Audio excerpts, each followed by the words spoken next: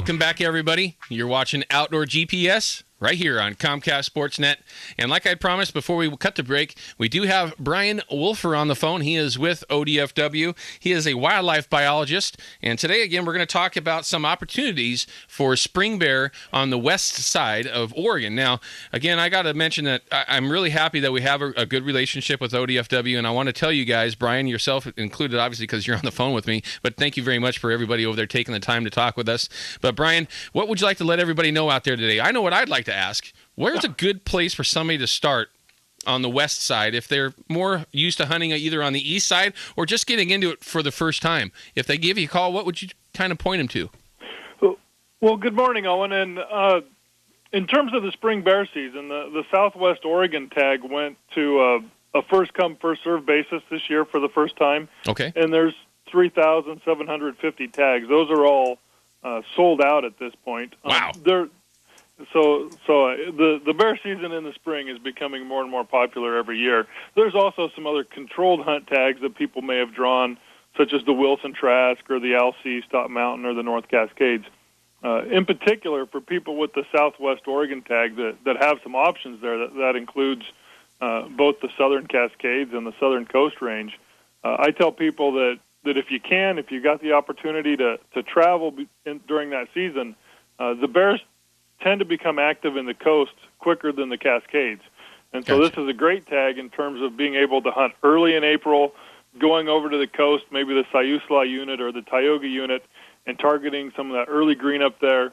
And then later, as the snow melts out of the Cascades and the bears get active, you got a chance to see some completely different country and get into the Cascades and do some hunting there. You know, to me, I think of the Cascades as being a little more of a late April, but mainly a May time period to find some active bears there. Now, I know one of the pictures that you sent over, you got a pretty nice bear that you took yourself. Is that right? Yeah. Yeah. Do you want to let everybody know what area you were in when you took that one? Well, that was a fall season in the. It was okay. In the Indigo unit. Gotcha. I've been bear hunting myself for just a couple years now. You know, I had spent some time in the sagebrush country working over there, and like a lot of hunters, I had the impression that without bait and dogs, the bear hunting would be nearly impossible. And when I got back over here to the west side, I ran into people that had taken the time to learn how to hunt bears, and I think that there's an opportunity there that more people are learning about. There's a lot of spot and stalk opportunity or call opportunity. In the case of that bear, I had actually spotted that bear, but spooked it and used a call to get it back within range and shot it at 20 yards. So there's some great opportunities to do both out here in Western Oregon. Now, are you finding that folks, again, you mentioned that not being able to use dogs to chase down the bears. Are you finding that there's a lot of folks that are using calls these days to help? I'm assuming you're using a predator call to help to bring the bear in. Is that correct?